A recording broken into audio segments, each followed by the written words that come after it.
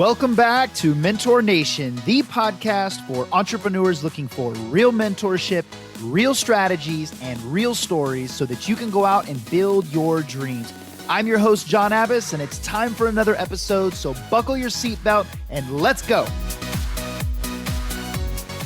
What's up, everyone? Thank you for stopping by the Mentor Nation podcast. This is your host, John Abbas here, geared up and ready to bring you some amazing value with the interview that I have today.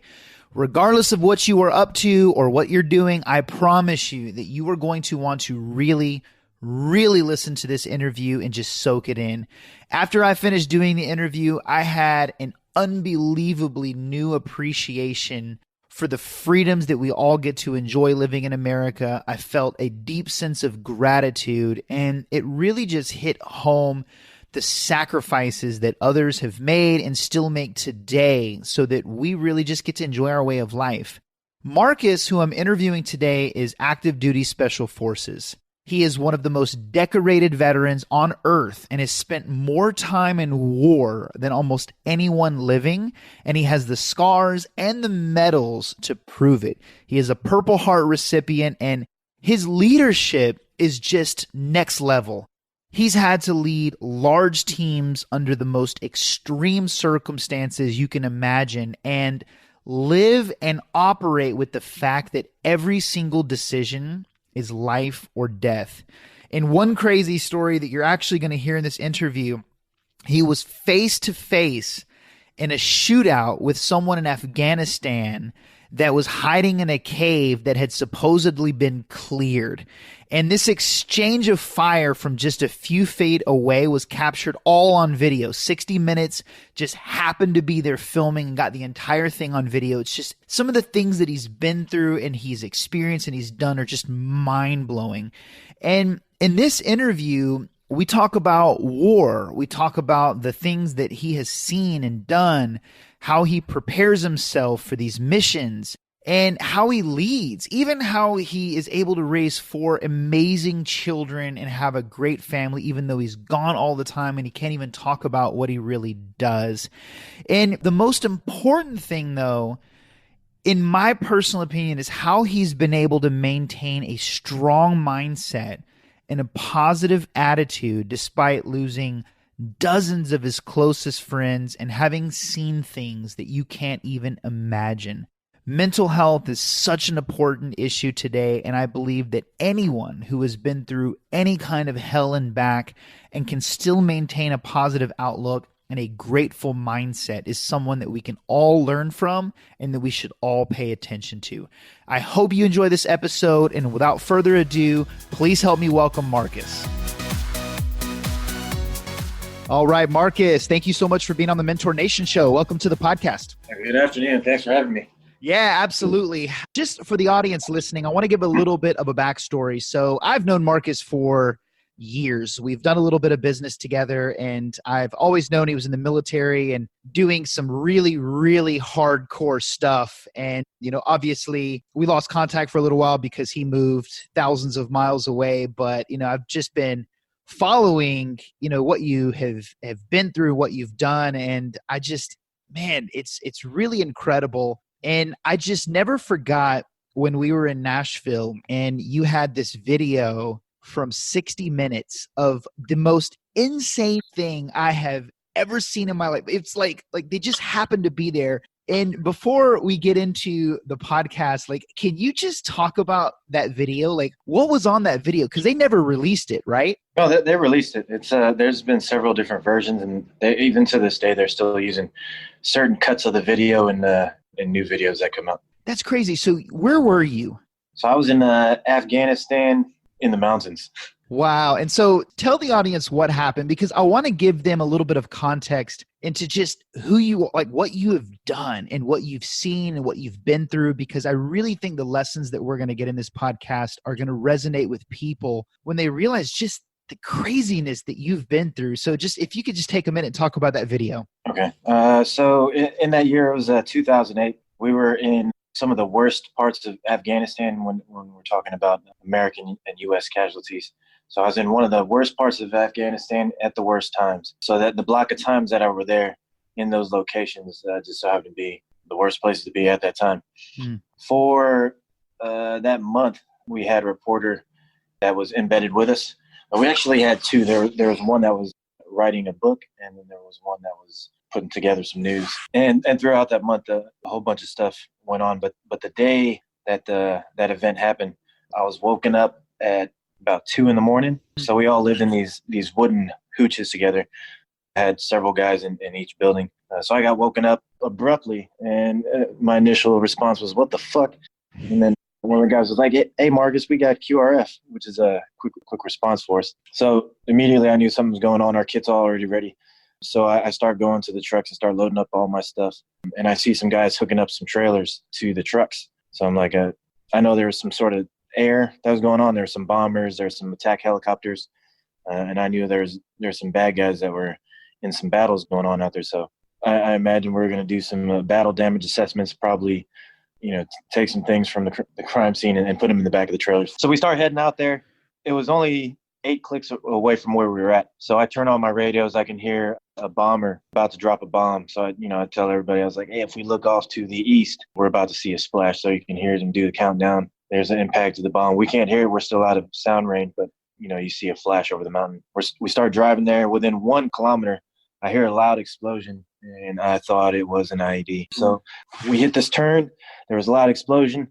You can see everyone in the truck. Everyone kind of tenses up and perks up. But then I hear the attack helicopters. They're still prosecuting live targets. So I'm like, all right, well, the bad guys are still in the area. Usually when there's air or some stuff flying around, bad guys get a chance, they disappear pretty quickly. As soon as I heard the attack helicopters were still attacking, I was like, oh, there's still some guys here. We're going to see something. All right, so we pull into the wadi. It's no longer a road. It's like an unimproved road. It's just rocks where usually the rivers will flow through.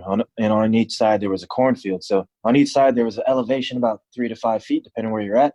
Mm-hmm. And on top of that elevation, there's cornfield. So we're in a valley looking left and right. The first truck stops and it was like there is a body in the middle of the road. So we all kind of dismount. We all have our night vision devices on, and we're walking up to the body. And as we walk into the body, the gunner in the front truck lights the dude up. And then you hear 2 explosions. So the guy knew we were coming. He was rigging himself, and he was getting some grenades ready. And so then we knew we had to be a little bit more cautious. Right. So we had an element on the right and left side. They were kind of bounding through these cornfields. And in the cornfields, the corn was as tall as you were. So it was very slow, very deliberate. At any second you can step on something. So off to the right, you hear some gunfire. There was an exchange of gunfire, another couple explosions. Another bad guy was doing the exact same thing. Also along that main wadi road, every 10 to 20 meters, there was another dead bad guy that was killed from the bombs. Now, Marcus, at this point, are you nervous? Are you excited? Are you scared? What are you feeling at this moment when all of this is happening? It's a little mix of emotions. We're creeping through, and now at this point, the sun's starting to come up, but it's still dark. We're walking on uneven ground. It seems like every few steps, you're hearing some gunfire, and there's someone being engaged in a gunfight. So it was I don't know if it's really nervousness, but it was kind of like a caution. We've been super cautious just because the terrain didn't give us the best spot. We're in the middle of the valley. Everyone's looking down on us, and if they wanted to fire on us, then it's going to be an uphill battle. Wow. And so obviously the reporters were there with you at this moment, correct? So what was funny was the reporter didn't want to wake up, so she just sent the cameraman. So, at different parts of the event, the cameraman's all around. There was one where we get to a corner of a cornfield, and I'm trying to talk to one of the helicopters and get some grids.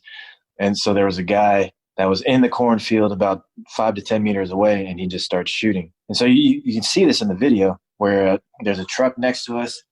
Then there's a few of us in between the truck and the wall for the corn. And then you see the guy in the truck duck, and then you see all the bullets bouncing off the walls behind him. That guy was actually 5 to 10 meters away from where we're at. So we decided to pull back. The guy in the truck engaged. We had the helicopters engaged, and then we got prepped to go in there. So we threw a whole bunch of smoke, and then it was, like 5 or 6 of us that kind of ran up and got online and threw some grenades. But as we were getting online, I was like, man, this, I really don't want to be inside this corn right when there's a firefight going on. And so my buddy to my left, I kind of told him, I was like, before we went into the corn, we threw some grenades, and then we just started trying to clear. And so it was basically every couple steps I would take a knee, and I would just be listening, and I'd try to keep my eyes on him, but he would take a couple steps past me, and we would deliberately bound moving forward in that fashion, because you can only see it, directly in front of your face. So we were expecting to step on the guy at any second. Wow. So now you ended up getting shot. Is that right? Yeah, that wasn't that guy. So that was about 100 meters past. But as we we're going through that cornfield, directly to my left, the guy comes across the guy that was shooting at us. And then again, this was 10 meters to my left in a cornfield. I can't see anything going on. I just hear an exchange of gunfire, and then, a confirmation that guy's taken care of, and we continue to clear. Once we got to the other side of that cornfield, and there was a little bean field where all the plants were about ankle high. And then I noticed a pile of vegetation up ahead of me. We get to the pile of vegetation. There was a man-sized hole on one side.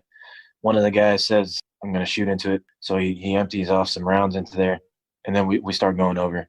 As we're going over, two guys peel off to the right. I peel off to the left. I'm looking at all my blind spots, and for some reason I look down and behind me, and there's a guy looking at me. He's looking at me, and he's got his AK pointed at me. We lock eyes, and in my head I yell, "Fuck." And I bet. Oh my God. Yeah. So we lock eyes, and I'm like, "Fuck, here it comes." I don't see any muzzle flash. I don't hear anything. I really don't hear anything at this point. I'm focused on him. I feel like someone punched me in the arm. I knew I had been hit, so I'm raising my weapon up toward him, and I'm pulling the trigger. I imagine myself running away and just getting shot with a machine gun in the back. So I yelled at myself again in my brain, "Small target." So I dropped down flat on my back, and now our heads are right next to each other. I'm looking at him out of the corner of my eye. I can't tell exactly what he's doing. I know he's shooting at me, and I'm shooting at him. And then somewhere in between, then I said to myself, "You better shoot faster, or you're gonna fucking die." So I just start shooting faster. At about round 18, I had a malfunction. I pulled the trigger twice, click, click. I knew I'd hit the guy. I didn't know the effects I was having on him. I knew I was hit. I didn't know if I was hit anymore. I flopped on my stomach, and this was more of like a panic because, my gun's no longer working. Right. So I panic. I flop on my stomach. I kind of crawl away.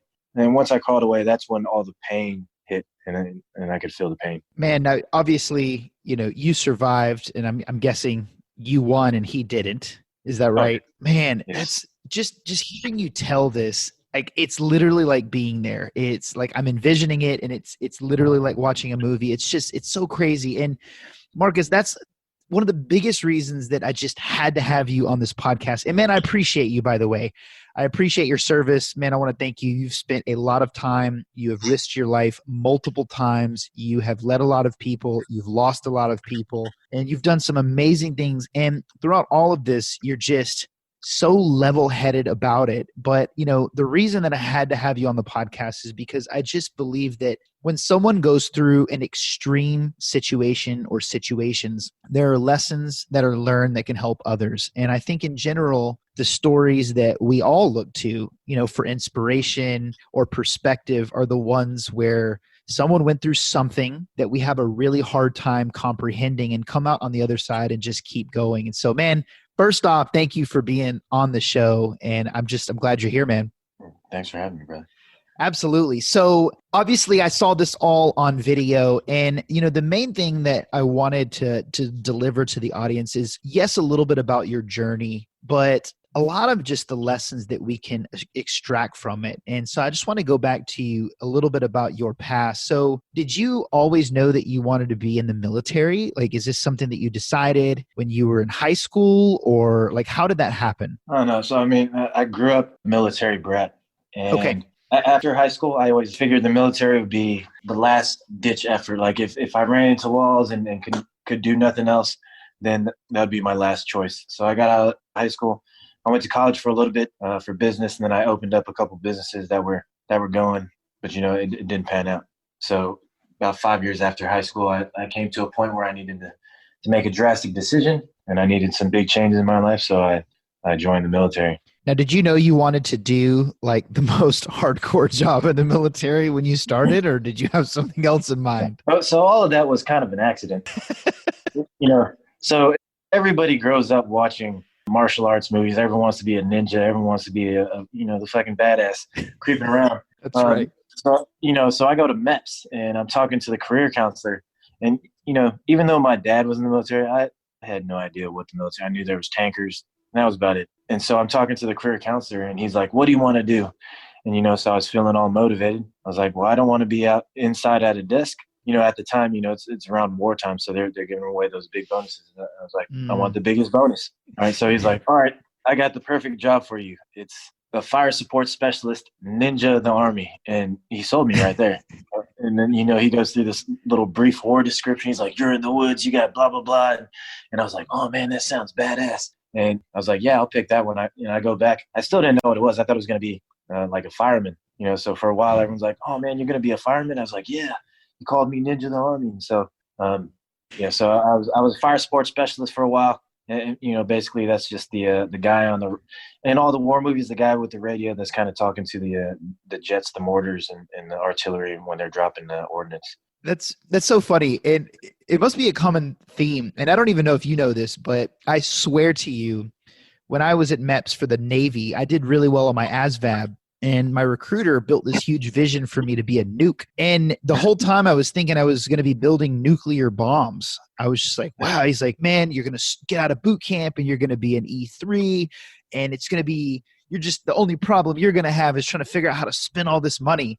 And I get in there and I go to school for 2 years. I get out into the fleet and I'm a damn electrician on a nuclear aircraft carrier fixing light bulbs. I'm just like, shit, this is not what I thought. So it's funny that you have a similar story. So that's what you did. Did you transition from there, or is that your job most of the time in the military? I transitioned from there, and I still, if I had ever ran into my recruiter, I'd have some words for him for some of the stuff. But I was in a reconnaissance unit for a while, and then I did several deployments, and then initially when I was there, I still had my old knucklehead mindset, and I was just trying to do a couple of years and get out. Next thing you know, it's time to re-enlist, and I'm doing more and more.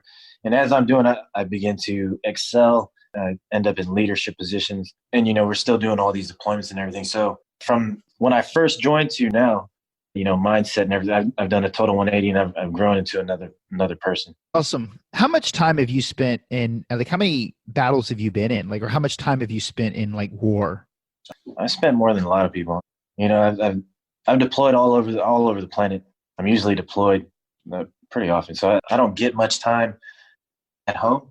But I've been to most of the places where there's some sort of war going on, and some places where there's different types of war going on all over the place. But I think 2017, I was in 12 different countries that year. Man, that's crazy. And I want to kind of transition this a little bit, because you said something that was really interesting. You said that you excelled, and now they've put you in a lot of leadership positions. And I want to dive into that a little bit, because that's the biggest takeaways I think we're all going to get out of this episode is, like, how do they train you? Like, what did you have to go through? Like, what does the military do to mentally prepare you for something like war? Like, is there anything crazy that you had to do while you were in? Or is it certain exercises, certain mental games that they had to take you through? Like, can you talk about some of those? So, up to now, everything I do, I call it self-induced stress. So all the exercises, all the training we do, it gives you some sort of self-induced stress, and it kind of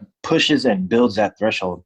So now, I'll come across circumstances that if I would have seen 10, 15 years or even prior to the military, I'd lose my mind. And, there's different types of exercises that, they give you training on how to sleep, how to calm, slow your heart rate down, how to focus better. There's a whole bunch of science that's, at least in the latter years, is all getting dumped into it to make us better at what we do. Wow. That's awesome. Now, can you just spend a minute talking about, like, the first time you ever saw battle? Like, was it kind of a shock, or were you actually pretty prepared based on your training? All right. So the first time I ever saw battle, I was brand new in the military. So, I finished basic, I finished training, I get to my unit, and within a couple of weeks, I was in war. So, when I first started seeing war, I didn't really see it yet, because what I first started seeing was like some incoming mortar rounds, incoming rockets. Mm-hmm. So I get to the war zone, and you're in war zone because, I'm seeing helicopters fly around all over the place. I hear some explosions. I see some smoke and stuff from IEDs and stuff going out and around town. But, it didn't really sink in yet. And then every time there was incoming rounds to the base, for some reason, I was super curious. You're supposed to just get undercover and protect yourself. For some reason, I wanted to see it. And it's just the curiosity, because I didn't fully understand war. I didn't understand how fragile a human being is. I didn't understand any of that. So for the first couple rounds of incoming and for the first couple weeks, I would want to go see that. So like I know that there's rounds coming in, they're exploding all over the place. I know that they can cause harm. I know that they can kill and maim. But for some reason, I was curious and I wanted to see it until you start actually seeing it. Right. And then you just start seeing what it does to, civilians, what it does to your friends, what it does to your buddies to your left and right, and also what it does to yourself. I now have a little anxiety and stuff, and I don't mess around with any of that stuff. It's still sometimes to this day when I'll jump, or if I'm in a location where that stuff goes on, like I'm not messing around with it. I've seen it land in front of me and just decimate everyone that was in the middle of a smoke pit. And yeah.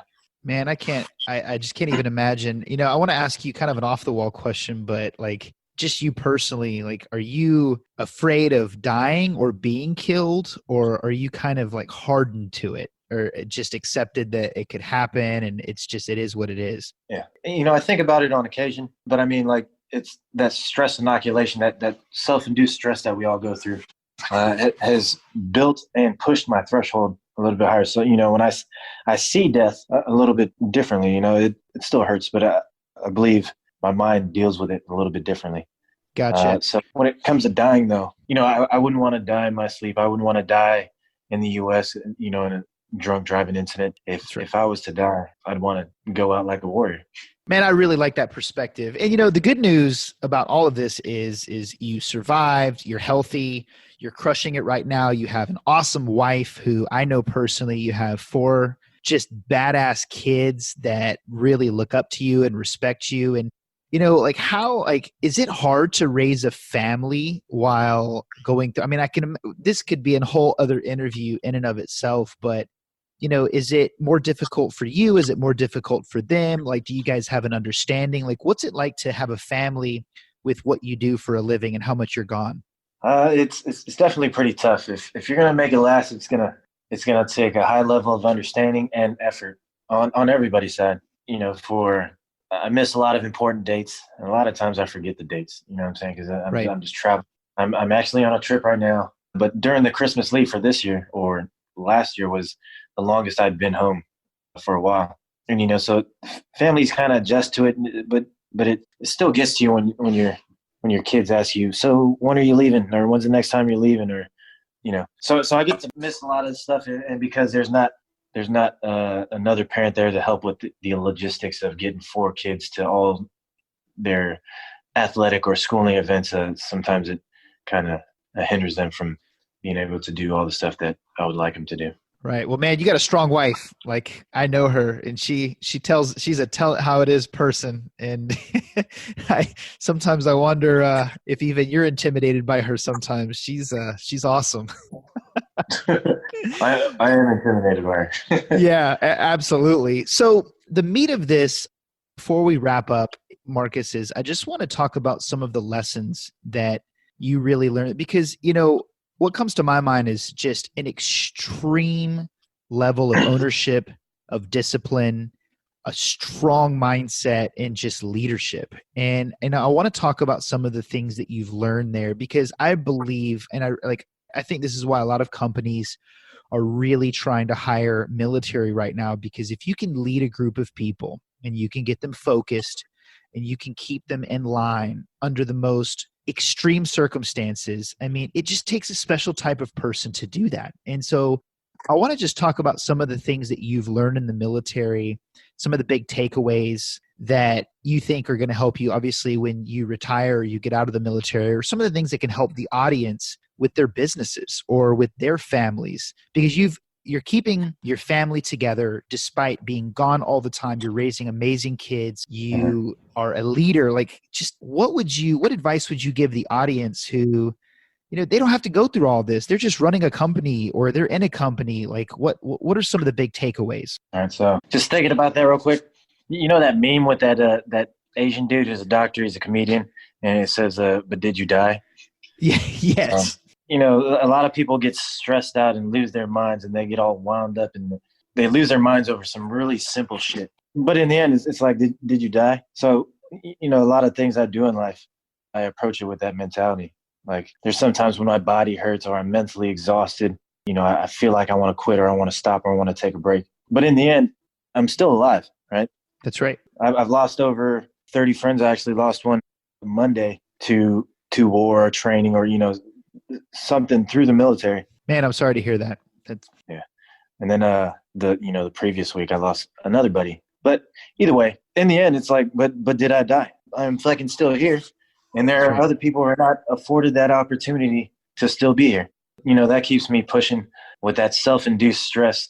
Like I'm kind of like an unstoppable tank, right? If I have my mind set on something, there's really no one or any force that's going to slow me down, right? The goals have always been the same. It's just the route is always forever changing, and you got to stay flexible. But sometimes when you hit those dead ends or you get frustrated, I got a bracelet right now on my wrist that's got 5 different names on it. I don't have a bracelet big enough to carry all the names that I need to carry, but I mean, I'm still alive. Man, your perspective alone is going to help so many people. Like, you need to write a book, right? Like, that. And I'm pretty sure you should name it, but did you die? Look, man, I will help you ghostwrite that book, but I know we haven't even covered 1,000th of what you've actually seen and been through, but what just impresses me the most is just how you've been able to handle it, the mindset that you take to it. It's just really powerful, and that's allowed you to excel in jiu-jitsu. I mean, you're competing all over the world in jiu-jitsu right now and just crushing it, kicking ass and taking names too. Yeah, that's part of my medicine. If I wasn't doing jiu-jitsu, I'd probably just, a lot of guys fall victim to PTSD, and it's just because they run out of stuff to do and stuff to focus on sometimes. And so they start to dwell on it. Alcohol and drugs start kicking in, and then, they can start, it's easy to spiral. But outside of work, my jiu-jitsu family, everyone, it's practicing murder, safe murder. I go in there and people try to choke me and break my arms every day. Man, that's really powerful. And I really want to promote this episode to a lot of military, and you have a chance here to just give a few words of wisdom to anybody listening to this that has actually also been in war, that have seen some of the things that you've seen. Could you speak for just a moment on that, just mindset and how you chose to do constructive things with what you've seen rather than destructive things, and just any advice that you would give somebody that's in the military that's trying to figure out or learn how to cope with what they've been through? All right. It doesn't matter how strong or mentally strong you think you are, when it's dealing with the brain, that nobody really knows anything. So you could find that dude who's mentally the strongest, or you can find that guy who you would predict he would be one of those type of people, and you just can't tell. So if you're feeling overwhelmed, if you're feeling like you got some problems, you need to find an outlet. Otherwise it builds. So you need to talk to somebody or get your ass on the mat and let someone choke you the fuck out. I love it, man. Is there anything that you want to share with the audience before we wrap up? Any advice, anything that you've learned, anything that you think might be able to help somebody? A whole bunch of stuff. But I don't know, some thoughts that were going in my mind today is if everybody on the planet did jiu-jitsu, there would be no war. So sometimes we have the illusion that we got to choose, like, we're watching a football game. We got to choose the red team or the blue team, or we got to choose the left or the right. It's only an illusion. And it's, there's always other options. So don't feel like you have to make a choice and be for the red or the blue team. You can be for both teams. I love that. Man, I need you to spout off one or two more of those powerful things. Like, I know you have it in you. Anything else? I don't know. We've got Did You Die? We know. Did you die? Yeah. But I mean, so again, with the death thing, you never know how much time you have left on the planet. So, make the most of the days you got, and tell your loved ones that you love them every day. That's awesome. And I want to end with that, because that just wrapped up one of the most powerful interviews that I've ever done. And Marcus, man, I really appreciate your time. Like, you didn't have to do this. You're super busy. You've got a lot going on. And just for you to take a little bit of time to be here with the audience, I know they're going to get a lot out of this. And, if nothing else, I know that the audience, more than anything, is going to have a newfound perspective on their situation, whether they're having a bad day or they're going through a breakup or family problems or business or losing money. When you put it all into perspective, there's always somebody out there that's going through something way worse and they're still keeping it all together. So, man, I just want to thank you for your time. I can't wait to release this episode, man. And it's been an absolute pleasure to have you on the Mentor Nation podcast. Thank you, sir. All right. Thank you, brother. Absolutely. All right, guys. Thank you so much for listening to this episode. I hope the interview today left a lasting impression on you. And if nothing else, just gave you a new sense of gratitude despite what you might be going through. I don't really have any social links for Marcus as he's still keeping things low key while on active duty and he's still deploying to missions. But if any of you have some questions for him, or if his interview impacted you in some way, just let me know on Instagram at Mentor Nation Podcast, and I promise I will relay the message. And by the way, if you know anyone serving or who has served or who has family that might have served in any of the branches of military, please share this interview with them, as you never know what they might get out of it. Lastly, if you listening have served or are serving, whether it's here in the U.S. or some other country, I just want to say thank you. I salute you, and I hope you continue to enjoy this podcast, and let me know if there's any way that I can make it better. Last but not least, I hope you are having a fantastic week, staying in line with your goals, focusing on the right activities to get you closer to where you want to go. And for the love of God, if you don't have a mentor, go find one. Always remember, you change your circle, you change your life. Thank you for tuning in, and I'll see you next week.